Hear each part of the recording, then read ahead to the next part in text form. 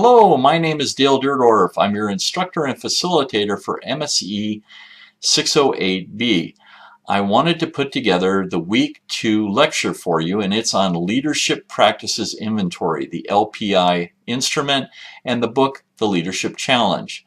So as you can see, the textbook is identified on the screen below, along with the model that is based on the information inside that book.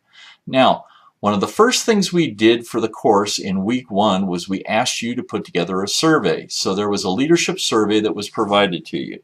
Let's go ahead and take a peek at that. That leadership survey that was provided to you was meant for you to fill it out on your leadership behaviors.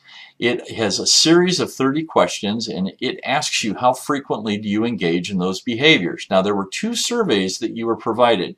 One was the self-survey. The other was the observer survey. The reason for that is we're giving you a 360-degree view of yourself. It's a 360 profile where you and another observer will provide data, and you provided that data to me. I created a report for you. So you have a PDF formatted report in front of you right now that you can look at. And we're going to walk through that. We're going to walk through the report.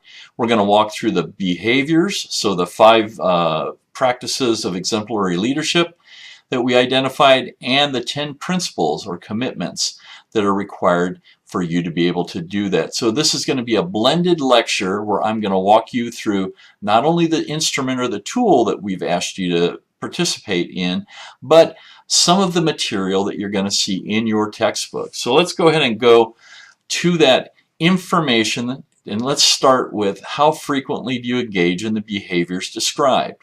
Now, that is the measurement that was used in the LPI, the Leadership Practices Inventory, which is that survey. And you'll see at the bottom you were scaled from 1 to 10, 1 being that you almost never exhibit this behavior, number 10 being that you always exhibit this behavior. So that was the rubric that was used. That was the measurement used for you in grading yourself and creating the report to give you the scores you're going to see. So let's go ahead and have you open up your report if you've got it with you, and you'll see that there's a series of pages, and we're going to walk through each of those pages to identify for you exactly what is contained inside the report. So the first page is a 5 practices data summary, and it gives you an understanding that you provided information and that there was at least 1 observer that provided information, and that there's an average score between the 2, and that average score gives you a better indication of probably where your skill sets are in these behaviors. We typically will, when measuring ourselves, will score ourselves higher than others will see us, and then having that outside person provide you that indication also, and then averaging those together gives you a really grounded and better reference score to go by. So you'll see that the first page is a summary. It's a practices data summary for you of those 5 areas that we're going to talk about, and you'll be able to see right underneath my image those 5 practices. The first practice is called Model the Way. The second practice is called Inspire a Shared Vision. The third one is called Challenge the Process.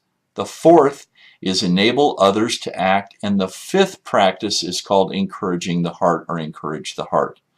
You'll see that also on page 2, as indicated here, you'll see exactly how strong you are in a bar graph. So it gives you 2 different ways to look at this. You'll be able to quickly see what your score was and what the observer score was, and if there's a disconnect. So in the example that we have on the page that you're looking at, you can see in Model the Way, the self score is higher than the observer score.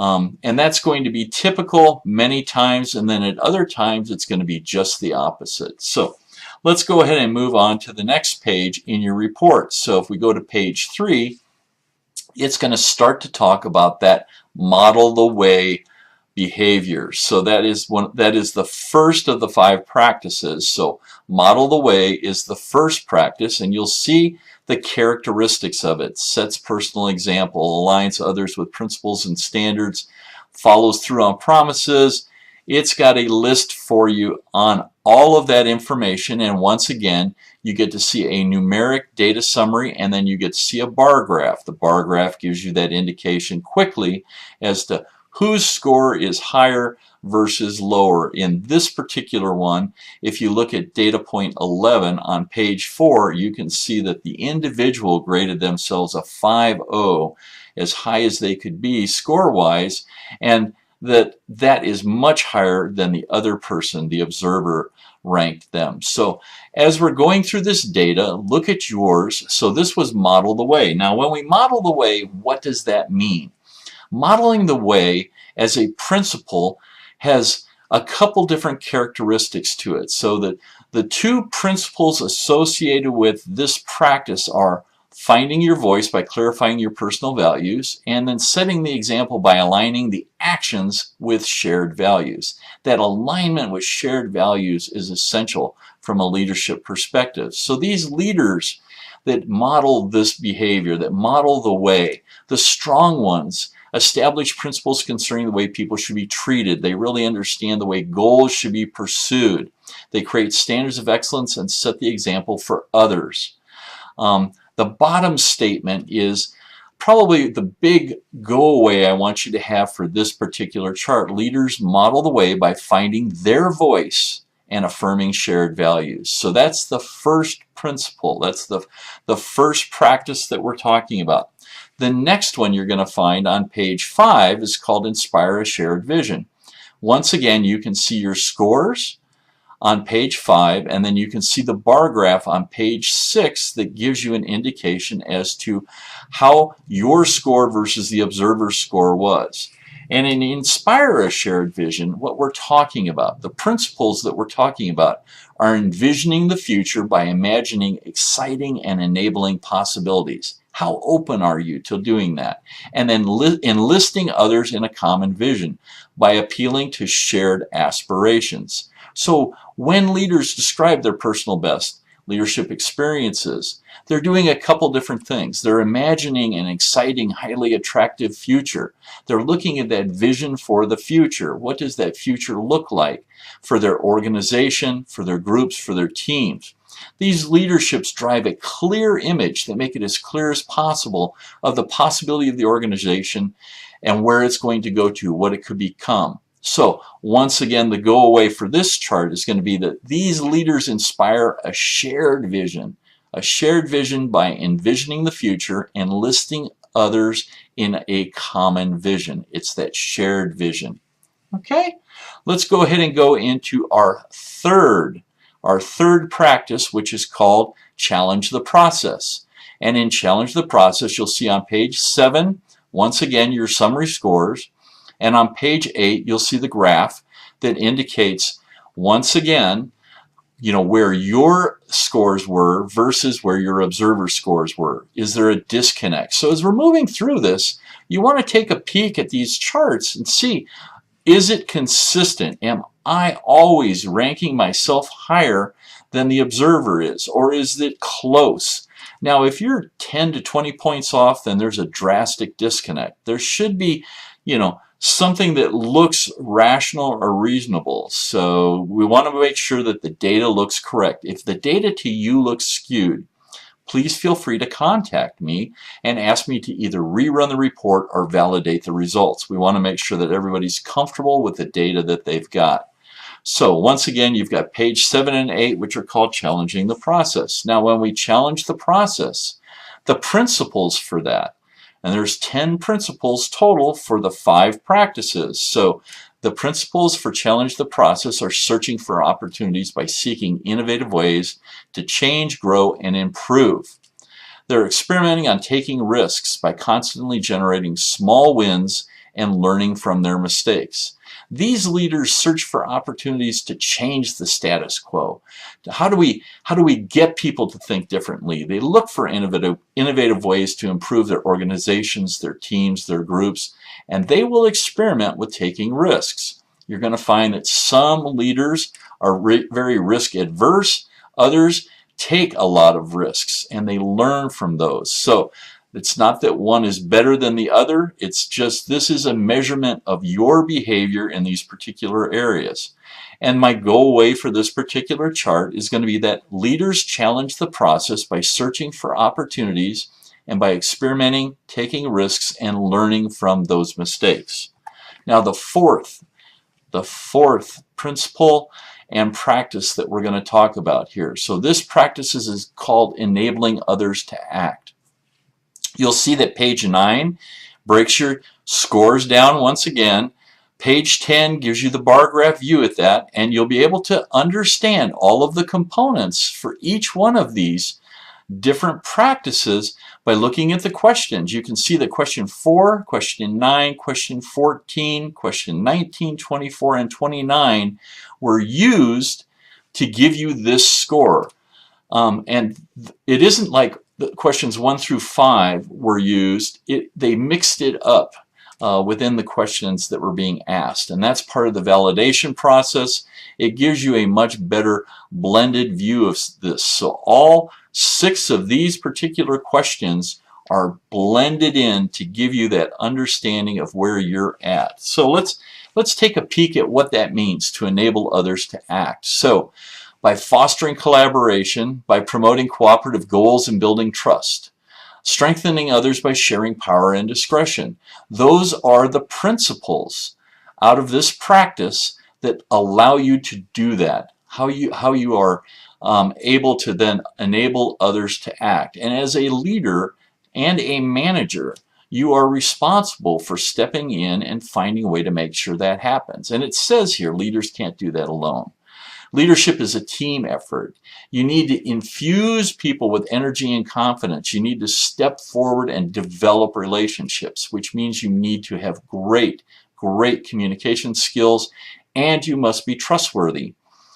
These particular leaders stress collaborative goals. How can we create goals together? What are the collaborative goals? What does that look like? And my goal way for this particular chart is going to be leaders enable others to act by fostering collaboration and strengthening others. That's very important, strengthening others. And the last, or the 5th, practice that we're going to talk about is called encouraging the heart. And you'll see that on page 11 and page 12, your results for that. So this gives you an opportunity to really look at things from an EQ perspective. This is what we refer to as those soft skills from a leader's and manager's perspective. But page 11 gives you that data.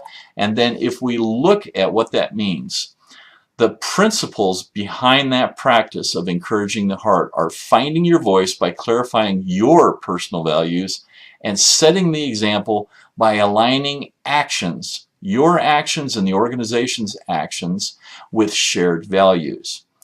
You accomplish extraordinary things in teams that work really hard. And the teams that we've been discussing for this course are referred to as high technology teams, high-tech teams. High-tech teams are unique in a couple different characteristics. One is that they are technology driven, and they are required to really embrace innovation, to look at entrepreneurship. Those particular areas resonate with this type of environment in these teams. You need to make sure that these teams, in every winning team, the members need to share in the rewards and their efforts. So that reward and recognition portion of it, that motivation portion of it, comes from this particular area. So my goal away for this particular chart is going to be that these leaders encourage the heart by recognizing contributions and celebrating values and victories. Remember that word celebration, because it's going to come back over and over again. Now, in addition to the pages that you've just seen, on page 13, you're going to see that we have ranked your leadership behaviors from high to low. You'll be able to see which ones you scored the highest on, which ones you scored the lowest on. And when you say high and low, that doesn't mean good and bad, and I'll talk about that in a little bit. It just means one is stronger or more dominant versus others. Now, the other thing you're going to get is this particular view, and it shows you all 5 of these ranked together from a percentile. And you're going to find that if you are in the high range for all of them, they will be in that top third quadrant between 70 and 100%. Most of you will probably be in the moderate range, which is between 30 and 70%. And most of you may find that the outside observer may have a different view of you than you do. In this particular example, you can see that the individual and the observer under enable others to act, that fourth quadrant over, you can see that the scores are very, very close. At least they're in the same area, but there's a disconnect between the two. This is good data for you to recognize, because this could mean that your perception of your ability with these skill sets, with these behaviors, is very different than what other people see around you. So there's a certain level of reflection that you're going to have to do with this leadership report. Now, you're also going to be able to see what the average score is based upon a standard deviation. And a higher standard deviation typically indicates the scores vary drastically. That means that the difference between you and your observer was a lot bigger than it should be. So just as a heads up, that standard deviation is going to give you the ability to immediately see where you may have, I'll call it a disconnect, or you may have a gap between your understanding of your behaviors and others. Now, there's a couple different things I want to impart upon you by using the LPI tool. And that is that the LPI tool, or that survey that you have in front of you, just gives you a starting point. And as we go through the book every week, you're going to see that we unveil one of the principles and some of the behaviors, and then we talk about how to make that happen within your life. How do we do that at a stronger level? So one of the things that the Kouzes and Polzner people have found, and they are the authors of the book, is that when they have gone back for revalidation and they've done studies on the material that they've put together, because this is the 6th edition, and I've worked with all of the editions, and I can tell you each time they've put together a book, it has been better and better. Now, this particular book you have, when you pick it up and you hold it in your hand, you're going to notice something different about it. It is going to feel different than any other textbook you've ever had. There's going to be a weight to it, and a different texture and a tone to the paper and the way it feels. It's a unique book, and that's one of the reasons that we've made it a required reading for you. But one of the things I want you to remember is that this assessment of exemplary leadership is something that you're going to grow upon, not only in this course, but in your professional career. You want to use this as a baseline, and then you want to grow from this. Identify the areas that you want to become stronger in. So one of the things that we talk about is that when leaders ask, what can we learn when things don't go as expected?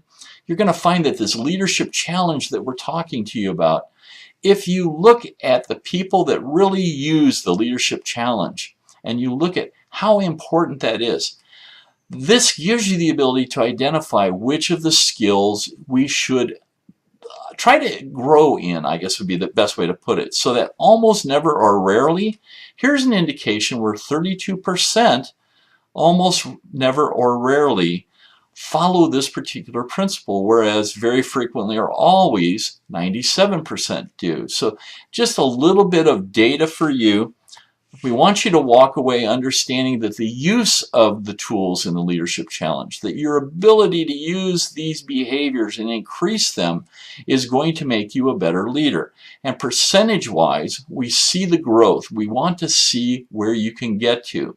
We want you to become as effective as possible as a leader, and this measurement tool gives us that initial framework to get you started, and then the tools by introducing you to the 5 practices and the 10 principles to understand what we want to change, what behaviors we might want to change. Now, most of the time people will come back and say, if I have a low score, does that make me a bad leader? No. And a lot of times people will come back and say, what should I be? You know, how high should I be? You need to understand that there is no good or bad measurement here. This doesn't mean you're a good leader or a bad leader. This is a demonstration of the characteristics or the behaviors of leadership and how often and how strongly you demonstrate those. And our philosophy is that the more you demonstrate those leadership practices, the behaviors and the commitments at a strong level, the better leader you will become. Not only from a personal perspective, but from an academic perspective. So professionally and academically, we anticipate seeing a growth as you work through this, especially in the team environments that we're going to put you in and that we've got you functioning in. And then, so what do I do with these results? My recommendation would be to take every week, because you've got an opportunity to look at 5 different principles. So on any given week, start on Monday and look at the principle for one of them and say, what can I do with this? How could I become a better leader by exhibiting this? What characteristic would it be that would make sense for me to do this? And I've seen leaders and coached leaders and told them that Monday, you can do one behavior, Tuesday another, Wednesday another. This doesn't mean you ignore your traditional behaviors. This means that you can celebrate and look at how can I increase these leadership capabilities and discussions that we're going to have every day. I have other people that I coach and they say that that's a little confusing for them, so they'll pick one week, and on one week they're going to just focus on how do I model the behavior, and they work on that all week long. So that's the best way for you to move through this material. Remember that how long will it take before I'm a better leader? You're a better leader right now after having watched this video, after having participated in this lecture. Your clarity about leadership skills and behaviors has been increased. You have a report in front of you now that gives you a measurement of where your leadership skills align themselves from a behavioral standpoint, and you have a textbook that we're going to be unveiling as we continue through the course, and each week in each module you'll become stronger and stronger. So once again, my name is Dale Deerdorf. I'm your facilitator and instructor for MSE 608B, and this has been a lecture for you, a video lecture on the LPI instrument, the Leadership Practices Inventory Tool, and the book, The Leadership Challenge. Have a great week. Goodbye.